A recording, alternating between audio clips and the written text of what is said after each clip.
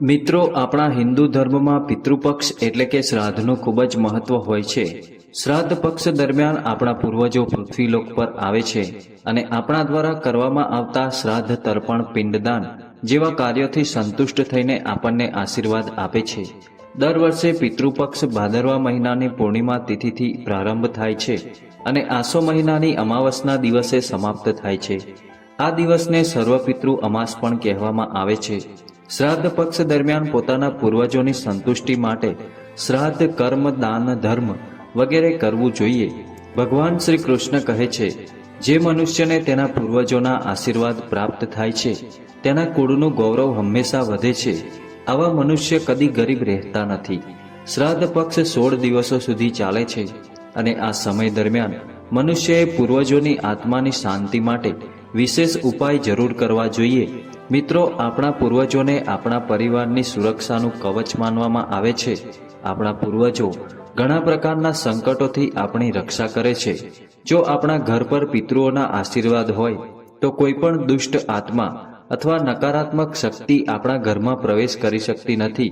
એટલે શ્રાદ્ધના આ 16 દિવસો દરમિયાન આપણે અમુક એવા વિશેષ કાર્યો અવશ્ય કરવા જોઈએ જેનાથી હંમેશા માટે પિતૃઓના આશીર્વાદ આપણા ઘર પર બન્યા રહે. મિત્રો, ગરુડ પુરાણમાં ભગવાન શ્રી કૃષ્ણએ ખૂબ જ મહત્વપૂર્ણ ઉપાય જણાવ્યા છે.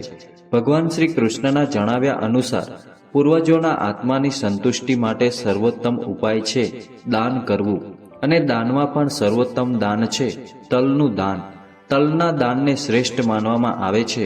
જે કોઈ વ્યક્તિ પિતૃપક્ષ દરમિયાન પોતાના પૂર્વજો માટે તલનું દાન કરે છે તેના તમામ પાપો અને દુઃખોનો નાશ થાય છે. તેના સિવાય પિતૃપક્ષમાં તમે પૂર્વજોની શાંતિ માટે વસ્ત્ર દાન પણ કરી શકો છો. અને જો તમે ગાયનું દાન કરી દો છો તો તેનાથી તમને અનંત ગણા ફળોની પ્રાપ્તિ થાય છે. આ પ્રાચીન ધર્મ ગ્રંથોમાં ગાયને એક અત્યંત મહત્વપૂર્ણ અને પવિત્ર પશુ માનવામાં આવે છે. શાસ્ત્રોમાં ગાયને માતા કહેવામાં આવે છે અને તમામ દેવી દેવતા ગાય માતાની પૂજા કરે છે. ગાય માતાના શરીરમાં 33 કરોડ દેવી દેવતાઓનો વાસ હોય છે. ગાય એક અત્યંત પવિત્ર, નિર્મલ, શાંત અને નિષ્પાપ જીવ છે. ઋગ્વેદમાં આ સંસારનું પાલન પોષણ કરનાર કામધેનુ માતા ગાયને કહેવામાં આવે છે. ગાયના દર્શન કરવા માત્રથી મનુષ્યના હજારો પ્રકારના પાપ નષ્ટ થઈ જાય છે. એટલા માટે ક્યારેય પણ ગાય પર અત્યાચાર કરવો જોઈએ નહીં અને ક્યારેય પણ ગાયને કષ્ટ આપવું જોઈએ નહીં. કારણ કે ગાયને મારવું એ શાસ્ત્રોમાં સૌથી મોટું પાપ માનવામાં આવે છે. મિત્રો, ભગવાન શ્રી કૃષ્ણને પણ ગાયોથી વિશેષ લગાવ હતો. ગાયો ભગવાન શ્રી કૃષ્ણને ખૂબ જ પ્રિય હતી. ભગવાન શ્રી કૃષ્ણના જણાવ્યા અનુસાર ગાયોની સેવા કરવી એ સર્વશ્રેષ્ઠ ધર્મ છે. આનાથી મોટું પુણ્ય કાર્ય આ સંસારમાં બીજું કોઈ નથી. કળિયુગની ભવિષ્યવાણી કરતા ભગવાન શ્રી કૃષ્ણ કહે છે કે કળિયુગમાં જ્યારે ધર્મ મુક્ત થઈ જશે, જ્યારે મનુષ્ય ગાયની સેવા નહીં કરે, મનુષ્ય માત્ર દૂધ માટે ગાયને રાખશે અને ગાયને ખૂબ જ કષ્ટ આપશે, જેના પરિણામ સ્વરૂપ કલિયુગમાં પાપ અને અધર્મ તેની ચરમસીમા પર હશે. કળિયુગના અંતના લક્ષણ જણાવતા ભગવાન શ્રી કૃષ્ણ કહે છે કે જ્યારે સંસારમાં ગાયનું અસ્તિત્વ સમાપ્ત થઈ જશે ત્યારે કલિયુગનો અંત થઈ જશે. જે કોઈ મનુષ્ય કળિયુગમાં ગાયને નિસ્વાર્થ ભાવથી સેવા કરશે તેને સુખ સમૃદ્ધિ પ્રાપ્ત થશે. જે કોઈ સ્ત્રી ભોજનમાં બનાવેલી પહેલી રોટલી ગાયને ખવડાવશે તે સ્ત્રી હંમેશા સુહાગન અને સૌભાગ્યશાળી બનેલી રહેશે. જે કોઈ વ્યક્તિ પોતાના ઘરમાં ગાયથી પ્રાપ્ત થયેલું પંચગવ્ય ઘરમાં રાખશે એના ઘરમાં ક્યારેય દુઃખ અને દરિદ્રતા નહીં આવે. દરેક ધર્મશાસ્ત્રોમાં ગાયની સેવા સર્વશ્રેષ્ઠ માનવામાં આવે છે. જે વ્યક્તિ પ્રતિદિવસ કોઈના કોઈ રીતે ગાય માતાની સેવા કરે છે તે સૌથી વધારે પુણ્યશાળી બની જાય છે. મિત્રો, ગામડામાં તો મનુષ્યને ગાયની સેવા કરવાનો અવસર પણ મળે છે, પરંતુ શહેરમાં ગાયના દર્શન આસાનીથી થતા નથી. એટલા માટે દરેક વ્યક્તિએ ગૌશાળામાં જઈને ગાયની સેવા જરૂર કરવી જોઈએ અથવા ગૌશાળા માટે દાન ધર્મ પણ કરવું જોઈએ. તેના સિવાય તમે તમારા ઘરમાં ગાય માતાની મૂર્તિ રાખીને તેની પૂજા પણ કરી શકો છો. શાસ્ત્રોમાં જણાવ્યા અનુસાર આમ કરવાથી ઘરની દરિદ્રતા દૂર થાય છે. પ્રાચીન કાળ ગાય માતાની સેવા અને તેમનું રક્ષણ કરવાની પરંપરા આપણા હિન્દુ ધર્મમાં રહેલી છે. પ્રાચીન સમયમાં ઘણા ઋષિમુનિઓ પણ પોતાની ઝૂંપડીમાં ગાયોનું પાલન કરતા હતા તથા રાજા મહારાજાઓ પણ ગાયોનું દાન કરતા હતા. ગાયોના દાનને સૌથી મોટું દાન માનવામાં આવે છે. ગાયનું દાન કરવાથી તમામ પાપ નષ્ટ થઈ જાય છે અને મનુષ્યને મોક્ષની પ્રાપ્તિ થાય છે. તો મિત્રો, આજના વિડીયોમાં અમે તમને ગાય માતાથી સંબંધિત ખૂબ જ મહત્વપૂર્ણ જાણકારી આપવાના છીએ. ગાય માતાની કેવી રીતે પૂજા કરવી જોઈએ, ગાય માતાને કઈ વસ્તુ ખવડાવવાથી કયું ફળ મળે છે તથા ગાય માતાના કયા અંગને સ્પર્શ કરવાથી દરિદ્રતા દૂર થાય છે, તે તમામ વિશે આપણા શાસ્ત્રોમાં ખૂબ જ મહત્વપૂર્ણ જ્ઞાન આપવામાં આવ્યું છે. આપણી અત્યંત પૂજનીય ગૌ માતા વિશે તમારે બધાને આ વાતો અવશ્ય જાણી લેવી જોઈએ. મિત્રો, ઘણીવાર મહિલાઓ જાણતા અજાણતા ગાય માતાને એવી વસ્તુઓ ખવડાવી દેતી હોય છે જેના કારણે માતા લક્ષ્મી ક્રોધિત થઈ જાય છે. શાસ્ત્રોમાં પણ જણાવવામાં આવ્યું છે કે આ વસ્તુઓ ગાય માતાને ક્યારેય ન ખવડાવવી જોઈએ. આમ કરવાથી મનુષ્યના જીવનમાં દુર્ભાગ્ય આવે છે અને તેને કોઈ પણ કાર્યમાં સફળતા મળતી નથી. તો મિત્રો, આજની વિડીયોને અંત સુધી અવશ્ય જુઓ અને વિડીયોને લાઈક કરી શેર કરજો અને કોમેન્ટ બોક્સમાં સાચી શ્રદ્ધાથી જય શ્રી કૃષ્ણ જરૂર લખી દેજો. અને અમારી ચેનલ પર પહેલીવાર આવ્યા છો તો ચેનલને સબસ્ક્રાઇબ પણ જરૂરથી કરી લેજો.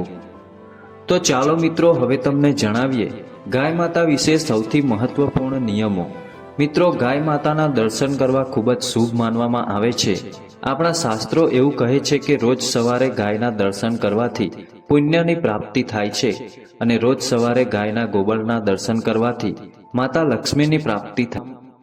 જો તમે કોઈ મહત્વપૂર્ણ કામ અર્થે બહાર જઈ રહ્યા હોય અને તમને રસ્તામાં અચાનક ગાય માતાના દર્શન થાય તો તમે જે કામ અર્થે ગયા હશો તે નિશ્ચિત રૂપથી સફળ થાય છે. તમે કોઈ પણ યાત્રા પર જવા માટે નીકળી રહ્યા હોય અને તમને ગાય માતાના દર્શન થાય તો તે યાત્રા જરૂર પૂર્ણ થાય છે.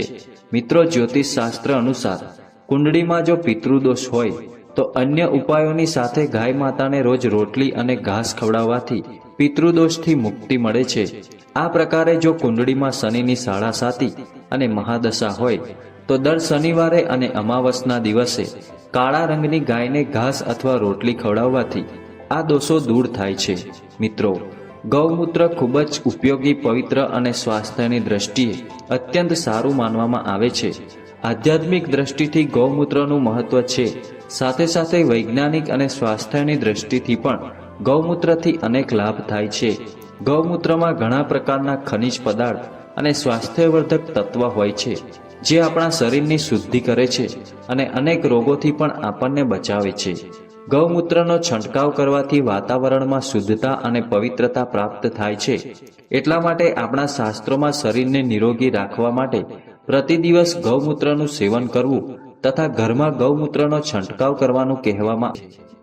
કુંડળીમાં શુક્ર ગ્રહની સ્થિતિને મજબૂત બનાવવા માટે જ્યોતિષશાસ્ત્ર અનુસાર સવારના ભોજનમાં બનાવેલી સૌથી પહેલી રોટલી કાઢીને સફેદ ગાયને ખવડાવવી શુભ માનવામાં આવે છે.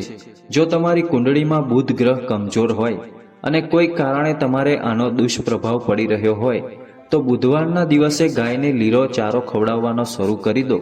આમ કરવાથી બુધ ગ્રહ સાથે જોડાયેલો દુષ્પ્રભાવ પણ દૂર થશે અને તમારી તમામ સમસ્યાઓ પણ દૂર થશે. જો તમારી કુંડળીમાં મંગળ દોષ હોય જેના કારણે તમારા જીવનમાં અનેક પ્રકારની મુશ્કેલીઓ છે તો લાલ રંગની ગાયની સેવા કરવી જોઈએ. મંગળવારના દિવસે ગાયની પૂજા કરીને ગોળ અને ચણા ખવડાવવા જોઈએ. બૃહસ્પતિ ગ્રહને જીવનના તમામ માંગલિક કાર્યોનો કારક માનવામાં આવે છે. એવામાં જો કોઈ વ્યક્તિના જીવનમાં વિવાહ જેવા માંગલિક કાર્યોમાં વિઘ્ન આવી રહ્યું હોય તો એવા લોકોને કુંડળીમાં બૃહસ્પતિ ગ્રહની સ્થિતિને મજબૂત કરવા માટે રોટલી પર ગોળ અને ચણા રાખીને ગાયને ખવડાવી દેવા જોઈએ. આમ કરવાથી તમને શુભ પરિણામની પ્રાપ્તિ થશે. જો તમારા ઘરમાં હંમેશા અશાંતિ હોય, લડાઈ ઝઘડા થતા હોય, ઘરમાં સુખ શાંતિ બનાવી રાખવા માટે ગાયના ગોબરથી બનાવેલ ઉપલાને ઘરમાં સળગાવવું જોઈએ અને તેનો ધુમાડો સંપૂર્ણ ઘરમાં ફેલાવવો જોઈએ. આમ કરવાથી ઘરની નકારાત્મક ઉર્જા નષ્ટ થાય છે અને સકારાત્મક ઉર્જામાં વૃદ્ધિ થાય છે. ગાયના દૂધ, દહીં, ઘી, ગોબર અને ગૌમૂત્રથી બનવાવાળા મિશ્રણને પંચગવ્ય કહેવાય છે. પંચગવ્યને પાપનાશક માનવામાં આવે છે અને હિન્દુઓની એક ધાર્મિક વિધિ પ્રાયશ્ચિત કરવામાં આનો ઉપયોગ કરવામાં આવે છે. પંચગવ્યને બનાવવામાં વપરાતી તમામ વસ્તુઓ ઉપયોગી હોય છે, જે સ્વાસ્થ્ય માટે લાભદાયક તો છે જ, સાથે સાથે ઔષધીય ગુણોથી પણ ભરપૂર હોય છે. મિત્રો, જો તમારા દ્વાર પર ગાય માતા આવે છે તો તેને રોટલી ખવડાવ્યા વગર ક્યારેય ન જવા દો, નહીં તો તમારે દુર્ભાગ્યનો સામનો કરવો પડી શકે છે. કારણ કે જેના દ્વાર પરથી ગાય કંઈ પણ ખાધા વિના પાછી જાય છે તેના ઘરમાંથી માતા લક્ષ્મી પણ ચાલ્યા જાય છે. પ્રત્યેક સ્ત્રીએ પ્રતિદિવસ ગાય માટે એક રોટલી બનાવવી જોઈએ અને પ્રેમથી ગાય માતાને ખવડાવવી જોઈએ. આનાથી ગાય માતાના આશીર્વાદ પ્રાપ્ત થાય છે અને મનની ઈચ્છાઓ પણ પૂરી થાય છે. ઘણા લોકો ગાય માતાને વાસી રોટલી ખવડાવી દે છે, પરંતુ આમ કરવું શાસ્ત્રોમાં પાપ માનવામાં આવે છે. તમે અન્ય કોઈ બીજા પશુને એવું ખવડાવી શકો છો, પરંતુ ગાય માતાને ક્યારેય પણ જૂઠું અથવા વાસી ખોરાક ન ખવડાવવો જોઈએ. ગાય માતા તે વસ્તુ ગ્રહણ તો કરી લે છે, પરંતુ તેનું પાપ તે વ્યક્તિને અવશ્ય લાગે છે. ગાય એક શાકાહારી અને પવિત્ર પશુ છે, એટલા માટે ગાયના ભોજનમાં ક્યારેય પણ માંસ, ઈંડા જેવી વસ્તુઓ ભૂલથી પણ ન નાખવી જોઈએ. આવું કરવાથી મહાપાપ લાગે છે. મિત્રો, જો તમારી કુંડળીમાં ચંદ્રદોષ હોય, જેના કારણે તમારે લગાતાર પરેશાનીઓનો સામનો કરવો પડી રહ્યો હોય, તો એક રોટલી પર સફેદ માખણ, મીઠું અને ઘી લગાવીને ગાય માતાને ખવડાવી દેવું જોઈએ. મંગળ દોષને દૂર કરવા માટે રોટલી પર હળદર લગાવીને ગાયને ખવડાવવી જોઈએ.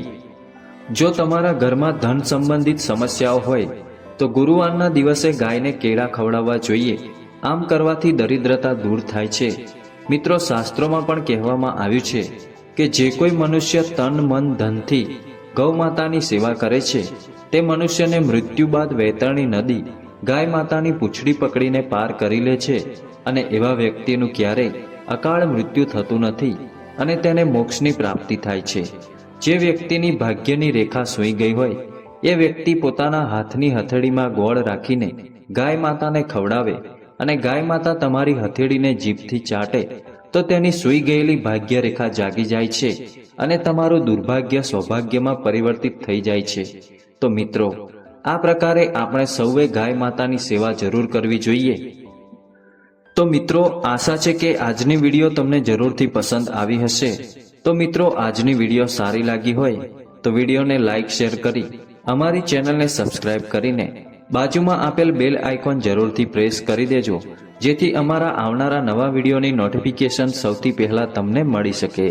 ફરી મળીશું એક નવા વિડીયો સાથે. જય શ્રી કૃષ્ણ. હર હર મહાદેવ.